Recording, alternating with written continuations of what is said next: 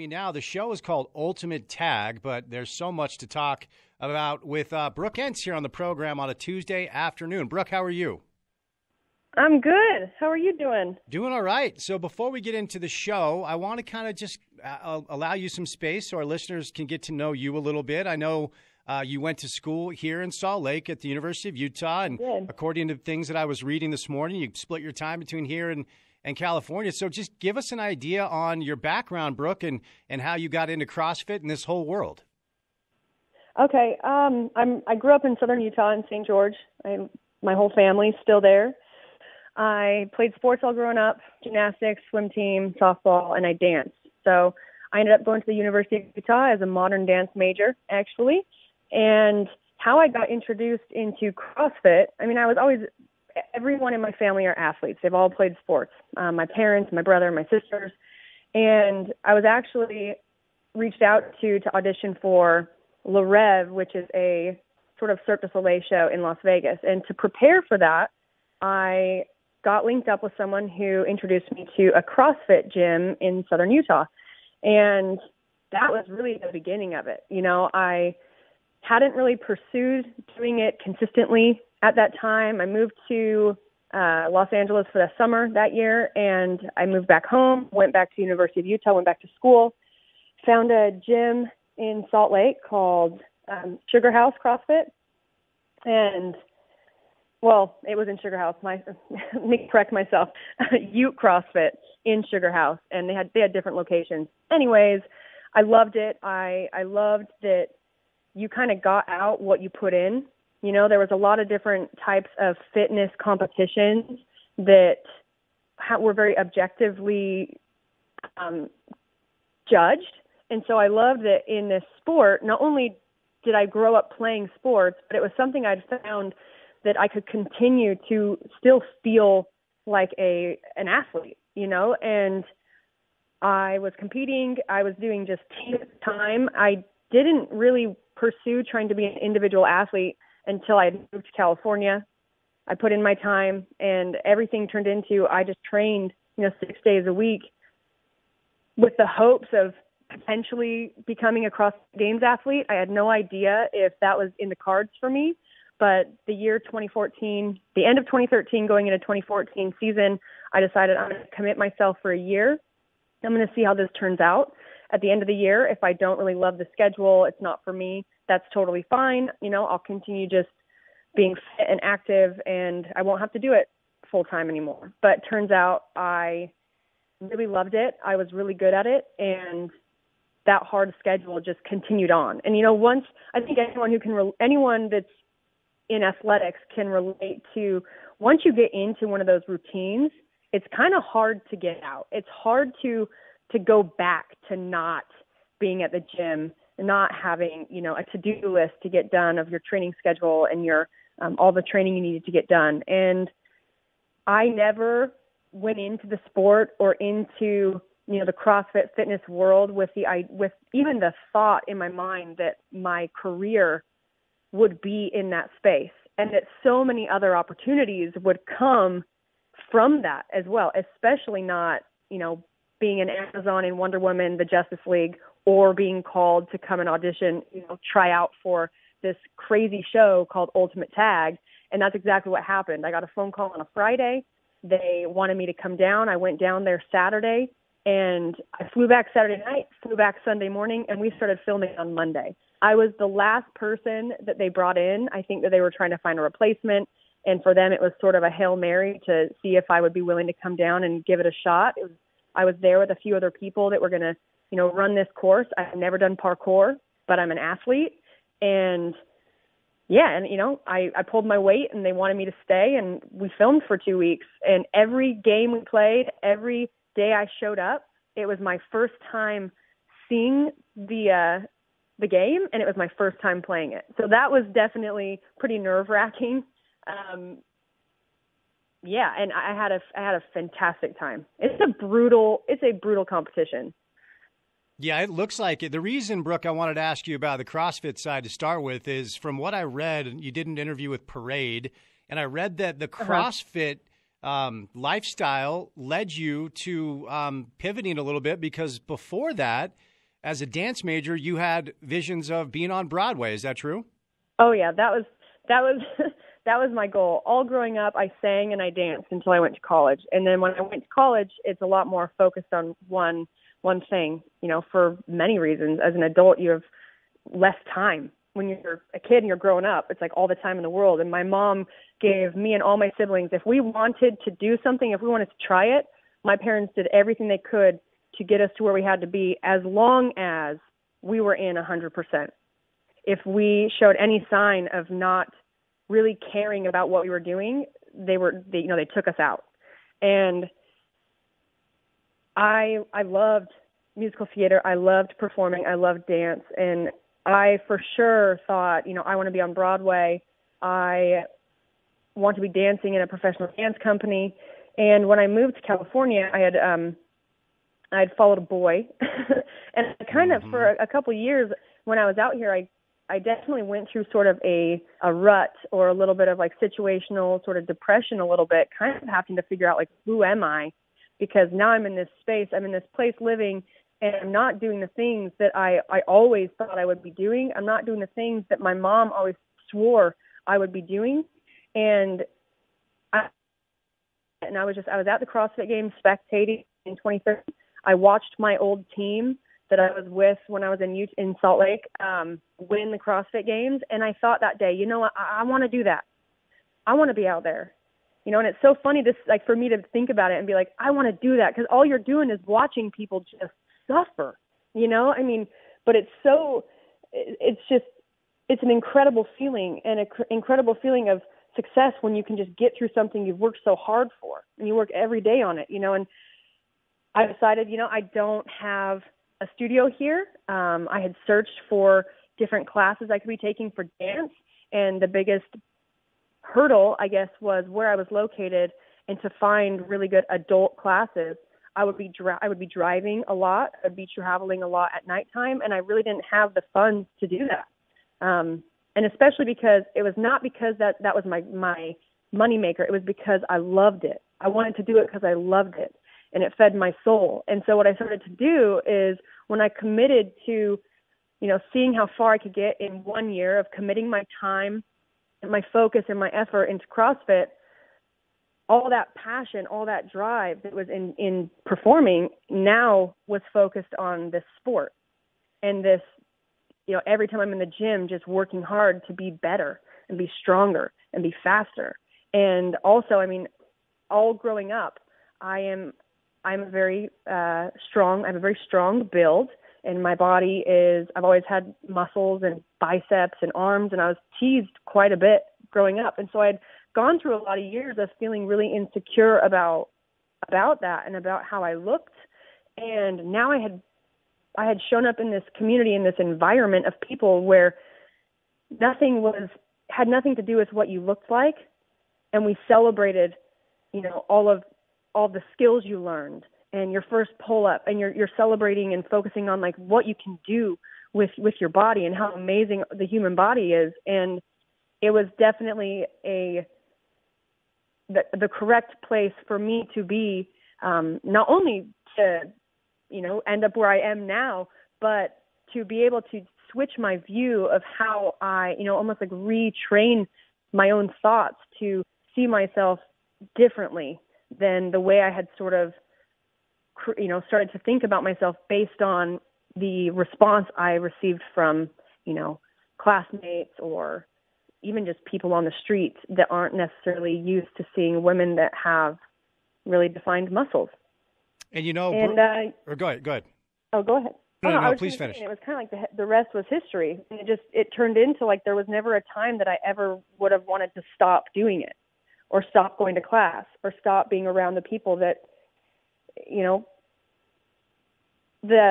make you feel so welcome. And we're all just working together, and we're all just trying to be better together. The rest is history. Here I am on Ultimate Tag. Yeah, no, it's awesome. And, it's interesting because I've really come to have my eyes opened with the CrossFit community, because when it first kind of started breaking onto the scene, I had friends that were getting into it. And the old joke is, how do you know if somebody does CrossFit? Well, because they're they're going to tell you right away. And like all my buddies, and like within a few weeks, like it seemed like everybody was kind of doing it. And I like a lot of people, when you're unfamiliar with something, you're just kind of like, dude, shut up. Can we just watch the game? I get it. You're in shape. That's great. Whatever. But then I saw like legitimate, like spiritual changes in people. And I realized it wasn't just about getting in shape. It was really about a lifestyle and a community where people do come together to buoy each other up, to do good things. And so I kind of did a 180, and then I went and tried it, and I puked, and I'm like, this is unbelievably hard. And so I've done it. I haven't done it with consistency. So long way of me saying I have a tremendous amount of respect. Tommy Hackenbrook is a friend of the show. I've interviewed him a number of times, and that was my coach. Oh, yeah, Tommy's great. And, like, yeah. I really think it's a community where, from the outside looking in, it's easy to make fun. Then you understand really what a genuine difference it can make in people's lives, and it's pretty cool. Yeah, I think that anytime there's something that a lot of people are being drawn to and it makes them happy and they're making these lifestyle changes, the people around you that – in one way, I could say, without like trying to put words in people's mouths, it's a little bit of, for some could be like a jealousy thing. Everyone loves when you see someone who's happy and motivated and driven. If you yourself maybe don't have, haven't quite found something that's making you do, follow the same path, we sometimes just want to deny it, and we want to find a reason why it's dumb or it doesn't work, or like my most favorite thing is like CrossFit's so dangerous. And, you do anything and it can be dangerous. And the thing about CrossFit that is so beautiful is it is infinitely scalable. It is, my parents do it. And even when I talk to people who they've never tried it, but they're kind of interested, I let them know too, it's not for everybody. Like some people go and try it, and maybe that, the high intensity and like it could just be that gym and the style or like the personalities that gravitate towards it. You could find a different gym where the energy is slightly different and it fits your lifestyle and your personality a lot better, and you may have a better experience. So I do also express to people, like, try a few different affiliates out, try a few different gyms out before you really make up your mind. And also, it's okay if it's not for you. It's like tackle football is not for everybody. Racquetball is not for everybody. Basketball is not for everybody. That doesn't mean that you can't enjoy it from afar, but not everybody is cut out to want to play it or do it.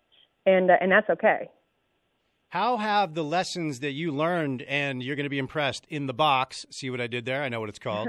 How have the lessons that you've learned in that pursuit helped you? Because I was reading the interview you did with Fox, and obviously that's the network that the show is on. And you talked a lot about, the necessity of having a strong backbone when you're a businesswoman and you're trying to make inroads in your career. How have those lessons helped you out and ultimately led you to some of these cool opportunities that you have in front of you now? Well, I think that for me, speaking from a competitive point of view, I guess, you really, when you are in the middle of a workout or something that is just, you are exhausted. If you're competitive, you can't help but just be,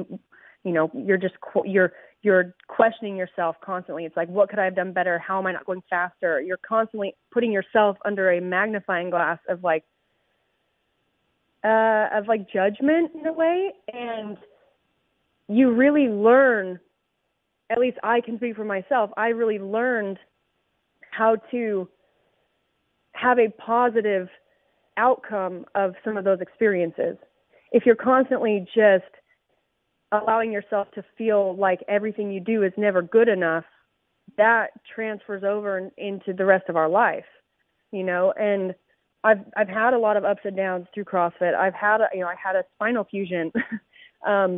If you're dealing with injury, if you are competing and you just can't help but compare yourself to people around you, as you get bigger and, with social media becoming so big, like now you not only have how you feel or maybe people around you, but now you have people who have never met you just constantly finding something wrong with you and then feeling good about blasting it or commenting and putting that energy out. And I really have learned to have a strong self view, and I've learned a lot of like strong mindset. In a sport like CrossFit, it is so much of it is mental. You could be the best athlete in the game on the field that day, but the second you let your mindset kind of falter or you question yourself or you question what's happening, you can have your, that first place or how you're finished, like taken away from you so fast. You really have to have a strong mind to be good in this sport, 100%. And that has transferred over for me. And then other things that I didn't really have control over, spinal fusion, my cervical spine, I have a plate and 4 screws in my neck. That was out of my control.